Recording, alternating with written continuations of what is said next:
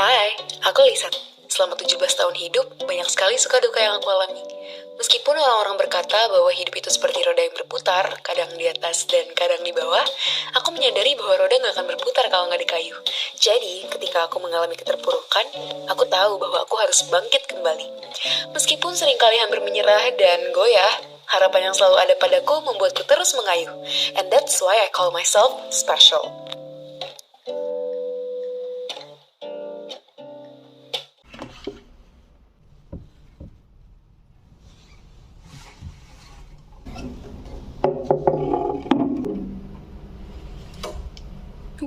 Hai. Well, anyway, menurut kalian gimana caranya aku terus mengayuh? Well, I guess I have to prepare a good route, right? Yap, sebenarnya banyak banget hal yang aku sering lakukan. Mulai dari yang aku cintai, aku kuasai, sampai yang menghasilkan. Dan menurut aku ini adalah hal-hal yang menjadi bekal dalam perjalananku ke masa depan. Yap, aku ingin bekerja di industri kreatif. Menurut aku membuat karya itu menyenangkan dan juga menghasilkan. Jadi dengan ide-ide yang aku miliki, aku bisa menuangkannya ke dalam sebuah karya dan itu membuat hidupku menjadi lebih berwarna. Oke, kalian tahu nggak sih kalau sebenarnya sejak SD itu aku senang sekali menonton film maupun series. Bahkan dari kelas 4 SD aku selalu penasaran kenapa orang bisa bikin cerita lalu difilmkan. Sampai aku tanya ke papaku dan semenjak itu aku jadi yakin untuk bekerja di industri kreatif. Aku memilih LSPR di Fakultas Komunikasi jurusan Performing Arts untuk melanjutkan studiku. Aku dari kecil memang suka menulis cerita, membuat video, vlog di YouTube, dan bikin karya apapun. Untuk itu, aku berusaha bikin banyak portofolio dan pengalaman untuk CV-ku. Caranya dengan mengikuti kepanitiaan, mempertahankan nilai, terutama nilai yang wajib untuk masuk kuliah di jurusan tersebut, dan aku sudah berhasil loh mendapatkan beasiswa full 100%. Namun, untuk menghasilkan banyak karya, tentu ngantuk dan stres akan menjadi tantangannya. Karena kita akan mengejar banyak deadline project dan memiliki waktu tidur yang kurang. Aku ingin menjadi sutradara dengan berbagai side job di industri kreatif. Sutradara adalah orang yang memegang kontrol, membimbing kru, dan mengarahkan suatu produksi film. Kalian tahu nggak kalau rata-rata gaji sutradara itu 7-30 juta setiap proyeknya loh, dan bahkan 30-300 juta untuk setiap film layar lebar. Untuk memahami pekerjaan sutradara, aku bisa memulainya dengan menjadi astrada atau asisten sutradara, lalu menjadi sutradara pemula, sutradara senior, sampai bahkan memiliki rumah produksi film sendiri. Aku memiliki minat bakat, portofolio, nilai yang baik, pengalaman, sampai beasiswa kuliah. Jadi aku semakin dekat dengan profesi tersebut. Namun butuh modal yang besar dan ini adalah kendala yang sulit dihadapi. Suka duka menjadi sutradara tuh cukup banyak. Dukanya, karena sutradara bekerja berdasarkan project, ada kemungkinan untuk cepat tergeser. Namun jika bisa mempertahankan kualitas dan tetap rendah hati, tentu tidak akan mudah tergantikan dan menghasilkan karya-karya yang baik.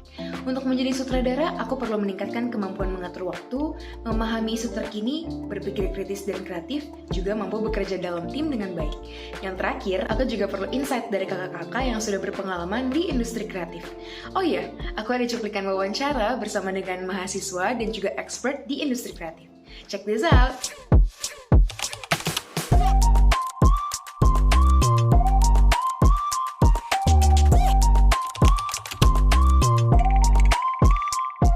Hai, nama lengkap aku Grace Anggrek Susi Patpahan, biasanya dipanggil GG. Halo, nama gua Chris Damianus Farando Sakawerus, biasa dipanggil Damian Sakawerus. Sudah lulus, sudah mencari nafkah. Sekarang udah bekerja, dulunya kuliah di Institut Kesenian Jakarta, ngambil jurusan penyutradaraan di Fakultas Film dan Televisi.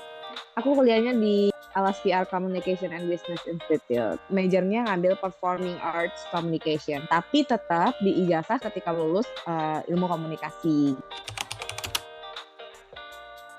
Pendidikan terakhir S2, FIKOM, MIKOM. Pendidikan terakhir S1. Jadi aku skripsian S1 sambilan S2 gitu. Jadi totalnya 5 tahun. Sekarang itu kerjanya freelance ya, lebih sering jadi sutradara, mau di iklan, di film, dan kadang-kadang sih memang untuk menjadi editor juga. Pekerjaannya sebagai pekerja seni, ngambil keaktoran sama aku juga host. Nggak nentu di mana, karena kan biasanya lebih sering untuk dokumentaran itu pasti kita nggak akan stay di satu tempat, tergantung kontennya apa dan di mana, apa yang mau dibahas. Lebih sering sih kita keluar kota, untuk ngincer di mana narasumber yang memang mau kita tanya atau mau kita usut. Tapi kalau untuk editing sendiri biasa ngerjain di studio Tuluk Tolo di Pasar Minggu, karena di situ tempatnya teman-teman yang lain kumpul juga gitu. Jadi bisa diskusi bareng-bareng dan ngerjain juga bareng-bareng. Aku tuh pengennya sebenarnya seni musik gitu. Kalau kamu kenal Rani Ramadhani, nah dia bilang ke kakakku, kayaknya kalau gini sayang deh dia di situ. Karena kan ibaratnya alangkah lebih baik kalau kita bukan jadi pengiring, tapi kitalah yang diiringin gitu. Akhirnya dia kasih tahu kalau di LSPR tuh ada jurusannya Performing Arts Communication. Kan kalau di semester 1-2 belum begitu dikuatin kan, maksudnya masih bisa memilih yang lain gitu. Nah, akhirnya mau masuk semester 3 kok hati aku tetap di performing arts gitu. Aku tuh di kelas aku tuh di casting satu persatu untuk dapetin siapa yang cocok jadi pemeran utama. Kok aku yang kepilih gitu jadi pemeran utama? Ya. Oh oke, berarti aku ada potensi di situ gitu. Udah belajar teater dan I love it. I really enjoy every moment, every process. Dia itu mengajarkan kita banyak hal, nggak cuma tentang lu sekedar nampil, tapi dia juga ngajarin kita di belakang panggung, gimana caranya kita jadi produser, apa aja sih yang dilakukan stage manager, lighting, sound, dan lain sebagainya. It's about performing arts communication, gimana caranya kita berkomunikasi dengan orang lain. Kita bisa bangun relasi dengan banyak orang. Aku Senin sampai Kamis kuliah jam 8 sampai jam 12 aku ngambil kelas pagi supaya kalau siang ada apa-apa kita masih bisa gitu. Kalau ada ekskul kita siangnya ekskul, Jumat Sabtu bisa buat job. Setiap hari kita itu praktek. Jadi tidak melulu soal teori. Setiap mata kuliahnya itu ada projectnya. Dengan kita action, kita secara nggak langsung ya berlatih gitu loh. Kita langsung ke lapangannya. Jadi ketika kita lulus, kita nggak begitu kaget karena kita melakukan itu selama kita kuliah gitu. Itu kita bikin film, kita bikin event, kita bikin kampanye. Walaupun cuma tugas, itu juga prestasi. Kita pernah melakukannya gitu. Sistemnya kayak gitu. Dan minusnya menurut aku adalah budget aja sih. Budget kan nggak ada dari kampus, budget tetap dari kita. Cuman plus dari minusnya, dari sekarang kita jadi pintar managing keuangan. Oh, banyak banget. Filmmaking, ada directing 1, directing 2, script writing, physical theater, event management, ada production apa gitu, ada juga. Banyak banget prospek kerjanya kalau di performing arts. Yang paling dekat sekarang aku ke aktoran. Director, gajinya director gila banget. IO, ada juga kok yang bikin PH sendiri, agency sendiri, influencer udah jelas. Banyak juga yang jadi marketing gitu. Okay. Ada juga yang jadi dosen, guru aktor. Banyak juga teman-teman aku yang di kantoran, nggak melulu kok performing arts itu harus depan layar gitu loh. Pengalaman selama kuliah ya. Jadi aku tuh semester 3 dipanggil kerja di LSPR. Aku udah pernah kantoran setengah tahun dan aku bisa nyelesain semua kerjaan itu gitu loh. Tapi I'm not happy gitu loh melakukannya. Makanya aku selama kuliah itu aku coba job-job freelance gitu. Kalau misalnya ada modal aku ikut. Terus ada event, misalnya konser gitu, kita yang bikin eventnya, butuh saksofonis, aku main, aku ngeband. Kalau nggak manggung sana-sini, organisasi. Udah gitu-gitu aja waktu kuliah. Iklan TVC, short film juga udah pernah. Asisten director untuk sebuah company profile human care consulting. Jadi art dirnya juga dari musikal Anantara. Yang paling gede menurut aku tuh, aku main web series di C2Day. Dapur Kobe juga masih sampai sekarang. Rich Cream kayak gitu, itu juga belum tayang gitu. Sama itu, live streaming. Percaya diri sendiri, jangan lihat orang lain. Karena ketika aku lihat orang lain, aku pasti merasa kecil gitu. Coba untuk bangun relasi gitu. Kalau kita hidup sendiri, ya kita nggak bisa maju. Tapi kalau kita ada orang lain bakal bantu kita ke cabang sana, ke cabang sini, ke jalan sini. Otomatis kalau mau ngebangun koneksi, kita itu harus menjadi orang yang baik. Kita harus low profile, tetap low profile. Karena kan semua orang itu punya levelnya masing-masing. punya keberuntungan masing-masing juga, punya momen masing-masing. Let's say kita sudah sangat-sangat baik gitu mengerjakan sesuatu, tapi kan di atas langit masih ada langit. Aku selalu mencoba selalu gelas kosong di tempat manapun. Untuk kita bisa gelas kosong itu juga nggak mudah gitu loh. Gelas kosong itu harus dengan menekan ego, menekan kesombongan, menekan kebisaan dan keakuan kita. Sama yang ketiga menurut aku yang paling penting, jualan diri. Menurut aku justru karyamu dan semua achievementmu tuh harus dijual supaya nilaimu dapet gitu. Orang akan mau pakai kamu kalau orang lihat, oh dia udah pernah A, udah pernah B, udah pernah C. Kita harus tetap melakukan sesuatu, mau sekecil apapun, itu tetap kita harus bikin. Karena kan dengan progres itu kan orang akan ngeliat gitu. Gimana caranya orang mau percaya kalau kita nggak pernah bikin sesuatu? Kalau terlalu mengkhawatirkan hari esok, menurut aku yang ada menghambat jalan kita. Tapi kalau kita nikmatin aja hari ini, ya udah kita nggak bakal cepat sombong karena kita nikmatin terus apa yang ada di dalam diri kita gitu, supaya kita tetap terisi kayak gitu. Sebenarnya sih kalau misalkan di profesi gue itu nggak butuh pelatihan khusus, tapi lebih ke perbanyak pengalaman dan mau mencoba sesuatu yang baru. Di industri kreatif sendiri itu nggak melulu harus kuliah, tapi alangkah baiknya bila kuliah.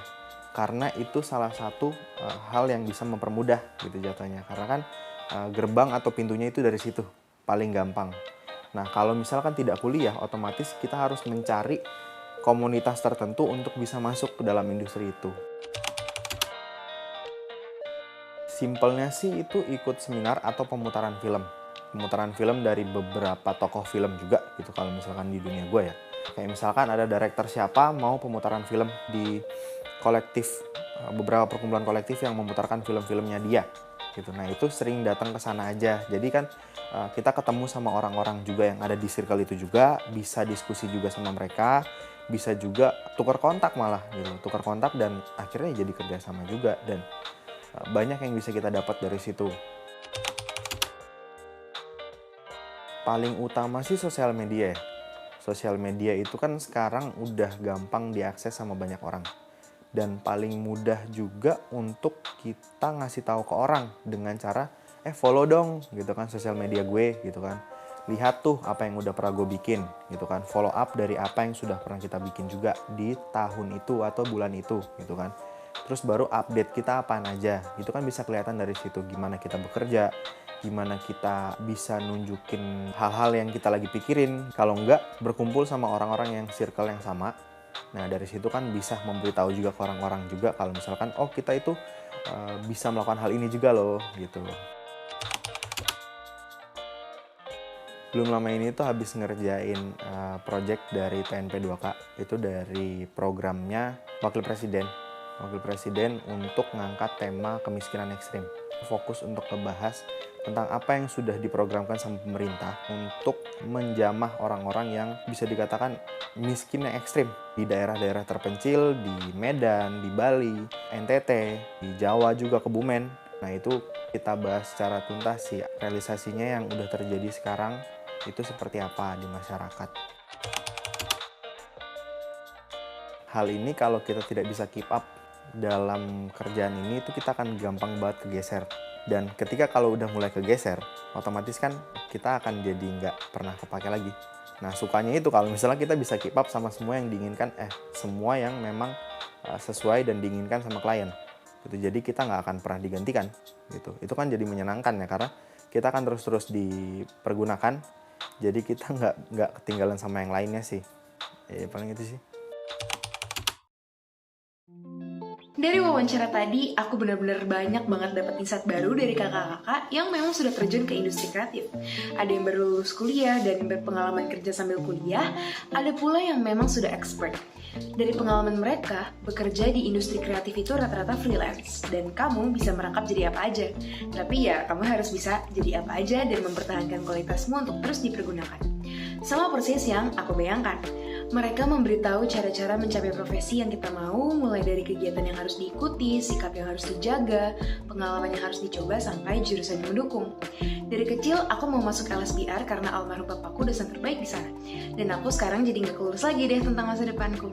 Selama ini, aku sudah berencana bahkan melakukan action plan seperti banyakin pengalaman, ikut kepanitiaan, membuat banyak karya, membangun sosial media yang baik, meningkatkan nilai, dan bahkan mendapatkan beasiswa 100% di LSPR. Aku akan berjuang terus sampai menjadi apa yang aku mau. Yap, terus mengayuh roda kehidupanku. Look forward to my success ya. See ya! 1, 2, 3, 4. Hancur lebur, drama ini tidak menghibur.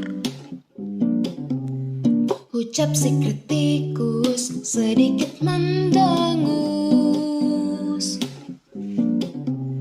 Sutradara menahan dada, para pelakon pun tampak sama. Puja-puji, tumbuhkan gelora di dada. Skenario rampung tercatat, pelakon aksi siap di tempat. Dalam hitungan yang ketiga, drama menjelma realita, mengarahkan, membimbing si rekan, kritikan tak jadi penghalang. Begadang bukan suatu masalah untuk karya yang indah.